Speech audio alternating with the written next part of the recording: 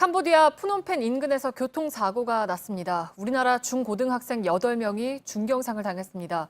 특히 2명은 위독한 상황으로 전해졌습니다. 유빈이하고 예빈이가 많이 다쳤다고 그러더라고요. 그래서 가는 도중에 진짜 많이 울었고요. 가슴이 너무 아팠고. 2명이 의식을 찾지 못하고 있습니다. 현지에서 수술받기도 어려운 상황이라 국내 의료진이 오늘 급히 파견됐습니다. 원장님이 12시 40분에 부르셨어요. 갑자기. 원장님 부르셔서 갔더니 캄보디아에 갔던 아이들이 교통사고가 나서 많이 다쳤는데 가서 살려서 데려와야 될 것 같다고 하셨습니다. 수술할 팀하고 또 이송을 해야 되는 팀, 간호부까지 바로 모여서 회의를 하게 됐고 저희가 6시 반 비행기를 타기 위해서 3시 반에 병원을 떠났습니다. 그 소식을 듣고 가야 된다라고 했을 때 저희에게 주어진 시간이 거의 1시간 정도였거든요.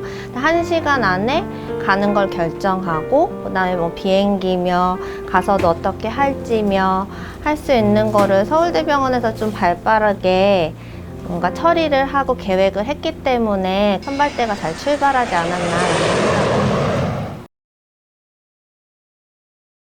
22일 날 사고 났는데 24일 날 이제 서울대 병원에서 오신 거죠.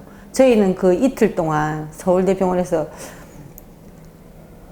올지 안 올지 이제 막 저희들은 막 기도만 한 거죠. 애들을 살리기 위해서.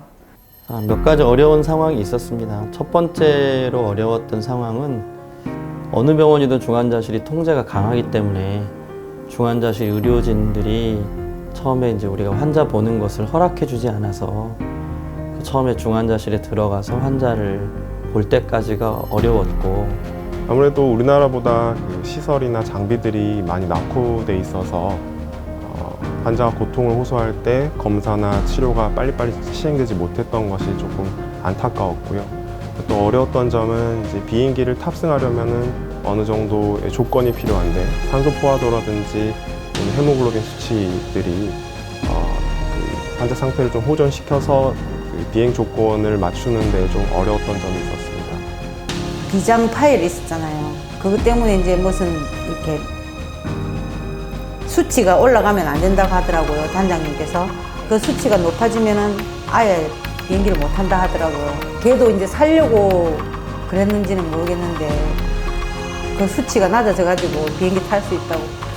비행기 안에 환자용 침대에 친구들을 옮기는 거 있어서 환자용 들것이 들어가지 않아서 들것 밑에 등을 받치고 옮겨야 했는데 환자에게 적용된 모니터와 아니면 벤틸레이터 이런 장비들을 손으로 직접 전달해서 옮겨야 해서 그게 가장 어려웠던 것 같습니다.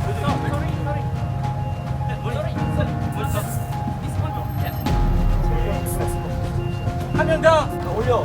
하나, 둘, 셋. 잠깐만, 중간 하나 안 꼈어. 천천히 하나. 비행기 안에서 모든 게 다 준비가 됐다고 생각을 했었는데 이제 착륙할 무렵에 이제 기계들이 하나씩 꺼지기 시작을 했고 특히 생명 유지에 가장 중요한 유공호흡기 전원이 꺼지면서 이제 저희가 급하게 램프를 짜면서 호흡 유지를 했었던 바가 있어서 비행기에서 좀 뭐 약을 주거나 아니면 환자를 이제 체크하는 부분이 생각보다 많이 어렵다는 거를 많이 느꼈고요. 팀원이 잘 이제 협업을 해서 환자를 잘 이송을 했고 좋은 결과가 왔던 것 같습니다. 여러분이 저희 아이들을 살리기 위해서 힘을 많이 써주신 것 같아요. 병원으로 환자 상태나 정보에 대해서 다 알려져 있는 상태였고요. 저희 의료진들이 구급차와 함께 비행기 밑에서 대기하고 있던 상태라 환자를 바로 싣고 옮길 수 있었습니다.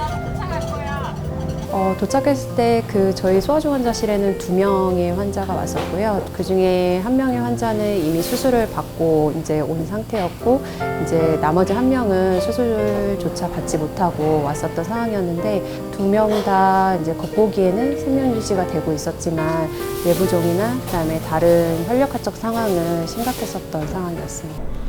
이렇게 여기 만지는 거 느낌이 좀 이상하거나 그런 건 없어요? 이렇게?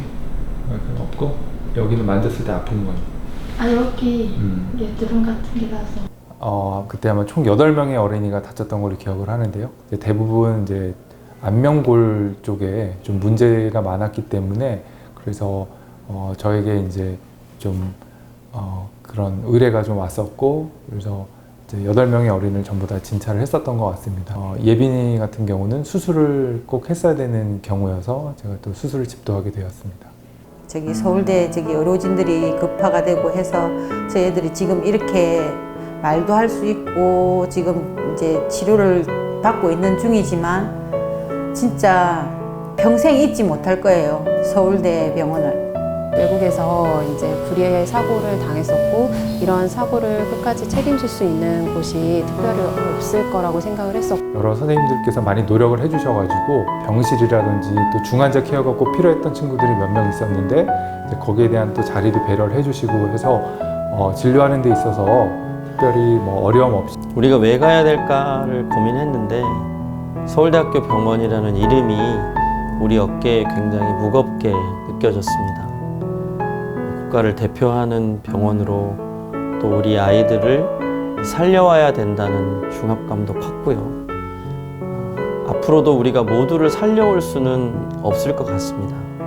하지만 이번에는 학생들이 다쳤기 때문에 학생들을 구해와야 된다는 생각에 가게 됐고 그건 또 서울대학교 병원이 국가중앙병원으로서 책임져야 될 역할이었다고 생각합니다. 우리나라 전체적으로 좋은 시스템, 또 좋은 연락망, 좋은 역량을 가지고 있는 것을 확인할 수 있는 좋은 기회였고 서울대학교 병원이 국가중앙병원으로서의 자기 역할을 충실히 수행할 수 있었던 사례였다고 생각합니다.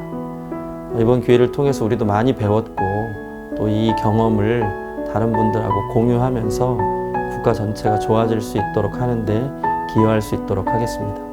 앞으로 국민들의 마음이랑 상처를 치료 많이 해줬으면 좋겠어요. 감사합니다. 대사관에서도 현지 병원, 대한항공, 또 캄보디아 공항경찰, 항공청 같은 관계기관과 우리 환자들이 안전하고 신속하게 한국으로 호송이 될 수 있도록 적절한 지원을 했습니다만 우리 환자들이 사망자 없이 회복이 될 수 있었던 것은 무엇보다도 의료진의 헌신적인 노력이 있었기 때문에 가능하다고 생각을 합니다. 이 자리를 빌어서 서울대병원 관계자분들께 다시 한번 심심한 감사의 말씀을 전하고 싶습니다.